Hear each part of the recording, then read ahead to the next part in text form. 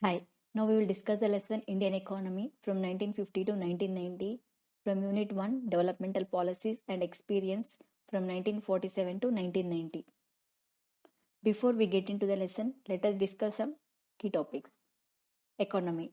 It is a measure of human production, distribution, consumption of goods and services, and supply of money. Purpose of economy. It helps to distribute earth resources among people in sustainable manner. Economics. It is a study of economy, structure, working, performance, issues, and remedies. GDP. It is gross domestic product. It is the total value of goods and services produced in a country in a year. Planning Commission. It is an organization set up by government to assess all the resources, improving lacking resources, planning to utilize resources in balance and effectively, and determine priorities of resources to be utilized. Economic system. The aim of economic system is welfare of all the people in the country. So we approach to mixed economy, which is a combination of socialism and capitalism positives. Socialism. Here the control will be taken by government over the society. So the base will be society needs and welfare. In capitalism, the control will be taken by private sector. So the base will be society demands and profits. From this, they will approach to what to produce, how to produce through machines or through human, or how to distribute these goods and services either in profit space or welfare base. In 1948, Industrial Policy Resolution and Directive Principles of Indian Constitution was set up, which provides rules and guidelines for industries. In 1950, Planning Commission was set up, for which Prime Minister was the chairperson, and from then 5 years plan began. The plan. So it defines how to utilize the resources of a country to achieve goals. We have perspective plan, which is of 20 years, which is further divided into 5 years plans, which will focus on general and specific objectives. There is a need to balance goals and there should not be any contradiction between the goals. So we have 4 goals of 5 years plans. So growth, modernization, self-reliance, equity. Growth. It is improving goods and services productivity by larger stock of productive capital. Capital means machinery. So larger size of supporting service like transport, banking. So economic growth of a country is indicated by growth in GDP value. So GDP value is derived from structural composition of economy, which are agriculture sector, industrial sector, and service sector. Modernization. So using new technologies like new seeds, machines, so improving the productivity of agriculture, industries, and service sector. And participation of women in workforce. Initially, women were mainly working in agriculture. So with modernization, women also started participating in service and industrial sector. Self-reliance. So self-reliance means not depending on others for goods and services. For that, first 5 years, there were no imports from other countries to reduce dependence on food, technology, machines, and interference in our policies, and to maintain Indian sovereignty. Equity, giving benefits of the economic prosperity to poor people equally. Food, shelter, health, education, and wealth. Agriculture. During colonial rule, there was no growth, there was no equity. With revolution, we got independence, and from then, reforms started like land reforms, land sealing, green revolution, and subsidies. Land reforms. It is giving land ownership to farmers and abolishing Jamindari system. So all the reforms are having some positives and some negatives. In this, positives are incentives were given to farmers in the form of subsidies, loans, etc.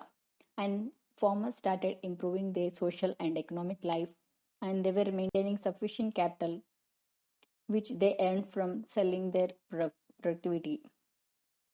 Negatives. Small tenants were removed and landowners claimed to be the cultivators of their lands and poorest laborers were not benefited. Land stealing. It is fixing maximum land in few hands, which means at that time few people were having some hundreds acres of lands and some were not even having single acre of land. So in order to balance this land ownership, land ceiling was approached. Negative is big landlords were approaching courts stating they were having less land. So with the delay in implementation, they registered their lands on their relatives' names. Green revolution. It is improving food grain productivity by high yield variety seeds, fertilizers, pesticides, and regular supply of water. So they started selling some portion of agriculture output in market, which is called as a marketed surplus, and some portion was purchased by government to use when food shortage occurs. From this, economy started to develop, and government started providing loans at low interest and subsidized fertilizers to farmers. Now, small and big farmers both got benefited. Negatives. Only big farmers could afford fertilizers, pesticides, and irrigation facilities, and high yield variety crops are prone to pests and insects. Debate over subsidies. Subsidy is an incentive to adopt new high yield variety technologies by small farmers. Some were arguing to stop and some were arguing to continue these subsidies. Why to stop? Fertilizer subsidy mostly benefits fertilizer industry and subsidy largely benefits prosperous and rich region farmers, not only poor. But the main intention of subsidy is to help poor people. And there is a huge burden on government finance in the form of loans and subsidies. It will not allow the prices to indicate supply of goods. Suppose if water and electricity was given at free of cost to farmers, they will not come to know the supply of these resources. Why to continue? Farming is generally a risky business. We will not know when rain will occur, when whether these crops yield high production productivity or not. So agriculture subsidy has to be continued. Inequality between poor and rich farmers, and the government has to ensure poor farmers get subsidies. The result of all these goals, there is a increase in agriculture productivity late 1960. But even in 1990, 65% of population still depends on agriculture. Between 1950 to 1990, the GDP on agriculture was low because industrial and service sectors were not able to attract people from agriculture sector. Industry is generally stable. It provides employment, prosperity, and modernization.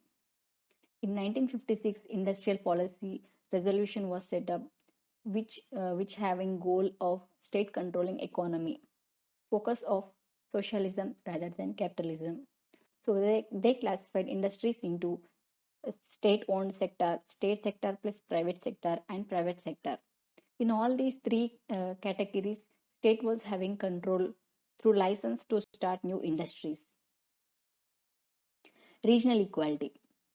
In order to get regional equality, private sector industries were set up in economically backward areas. The government was giving some benefits to these private sectors in the form of easy license, tax benefits, less electricity tariff, and existing industries needs to take license to diversify to expand their production, and the number of quantities should not expand what the economy needs. Small scale industry. Village and Small Scale Industry Committee, which is also called as Carve Committee, using small scale sector was improving rural areas. So it is mostly labor intensive industry. So the focus of giving more employment rather than using machineries.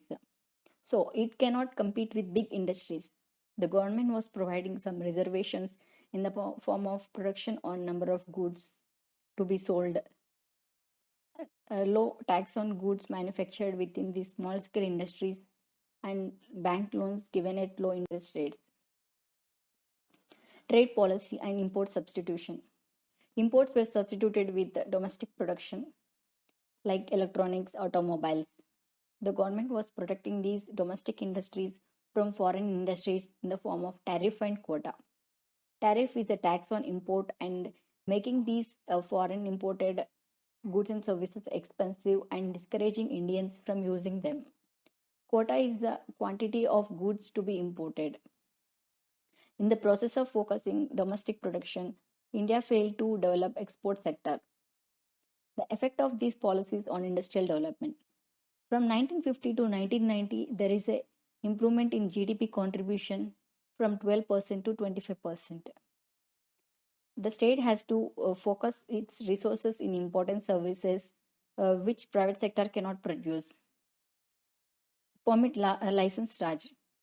It prevents certain firms from more efficiency, but these firms were failing to improve their quality. GDP contribution of all the sectors from 1950 to 1990. Agriculture from 59% to 30%, industry sector 13% to 25%, service sector from 28% to 40%.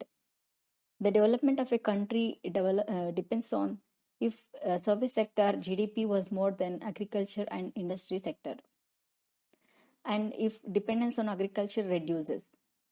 From the data, we can see the contribution of GDP in agriculture was reducing, but dependence on agriculture was high. Prashant Chandra Mohanlal was the architect of Indian planning.